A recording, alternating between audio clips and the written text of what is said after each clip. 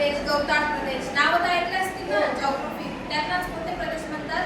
नैसर्गिक प्रदेश. तर आज आपल्याला गवताळ प्रदेश नैसर्गिक प्रदेशाचा अर्थ समजून घ्यायचा आहे, त्याच्यात वाळवंटी प्रदेशाचा आपल्याला अभ्यास करायचा आहे. तर नैसर्गिक प्रदेश शिकायचा आहे आज आपल्याला. कोणता पाठ शिकायचा आहे?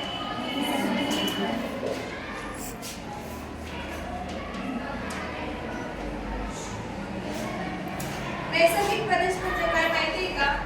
ज्या मोठ्या प्रदेशात हवामान, भूपृष्ठाची रचना, माती, वनस्पती, प्राणीजीवन यांसारखी नैसर्गिक घटक सारखे किंवा एकसारखे आढळतात त्याला नैसर्गिक प्रदेश असे म्हणतात.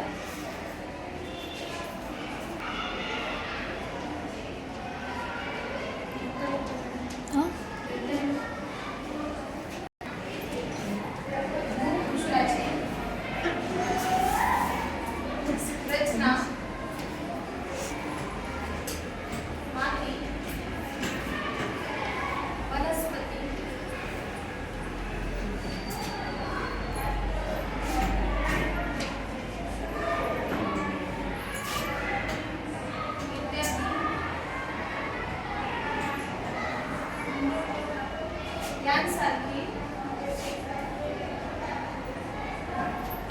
नैसर्गिक घटक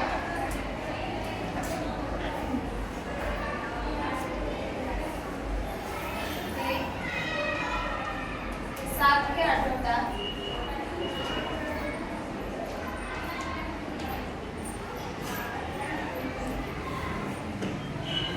त्यांना कोणता प्रदेश म्हणतात? नैसर्गिक प्रदेश.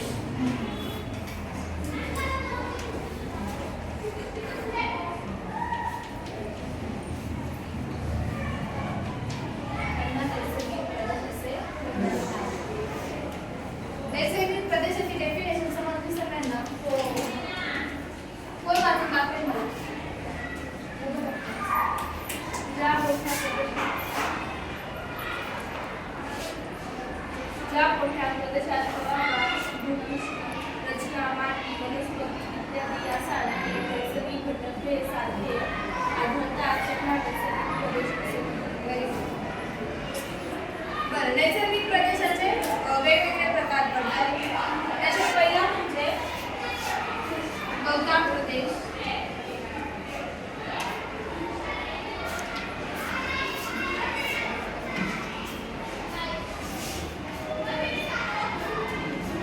वाळवंटी प्रदेश.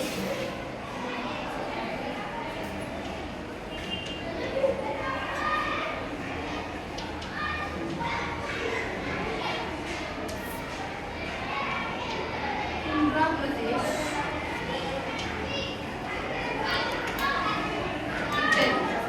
तर आता आपण कोणता प्रदेश बघतोय? तो वाळवंटी प्रदेश. वाळवंटी प्रदेश म्हणजे काय? ज्या प्रदेशात पावसाचे प्रमाण अतिशय कमी, हवामान अतिशय कोरडे, दिवसात फार उष्ण आणि रात्री थंड असते, तसेच वनस्पती कमी प्रमाणात आढळतात त्या प्रदेशाला वाळवंटी प्रदेश असे म्हणतात. आता वाळवंट पाहिले, उंट वाळवंटात राहतो, ती रेती वगैरे तिथे झाडांचे प्रमाण कमी असते ना. असं भारतात, आपल्या भारतात बघा बरं सगळीकडे हिरवे झाडे दिसतात. तसं वाळवंटी प्रदेशात दिसून येतात का? नाही, कारण की तिथे पाण्याची कमतरता असते, त्याच्यामुळे तिथे वनस्पती जीवन हे जास्त प्रमाणात आपल्याला आढळत नाही. तर उंट का बरं असते बरं तिथे वाळवंटी प्रदेशात? उंटाला जहाज म्हटलेले, बरोबर? माहिती ना तुम्हाला? तर असं का बरं म्हटलेलं माहिती का तुम्हाला? बरोबर, कारण की वाळवंटी प्रदेशात पाण्याचे प्रमाण हे फार कमी असते आणि उंट 6 महिन्यात एकदा पाणी पिते, 6 महिने उंट पाणी पित नाही, त्याच्यामुळे ते तिथे वाळवंटातील जहाज म्हणून उंट हे प्रसिद्ध आहे. वाळवंटी प्रदेशाचं हवामान कसं असते? तर पावसाचं प्रमाण हे अत्यंत कमी प्रमाणात असते, बरोबर?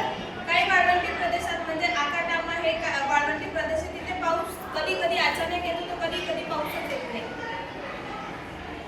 आणि वाळवंटी प्रदेशात आहे ना, मुख्य तर कॅक्टस नाव ऐकलंय तुम्ही? कॅक्टस, खजुराचे झाड, काटेरी झुडपे इत्यादी वनस्पती हे कोणत्या प्रदेशात आढळतात? वाळवंटी प्रदेशात. तिथे अशी हिरवे वनस्पती आढळून येतात की नाही, तिथे फक्त अशी काटेरी झुडपे असे वनस्पती आढळत असतात. तिथल्या मानवाचा प्रमुख व्यवसाय काय? पशुपालन, शेती, व्यापार, हस्तकला इत्यादी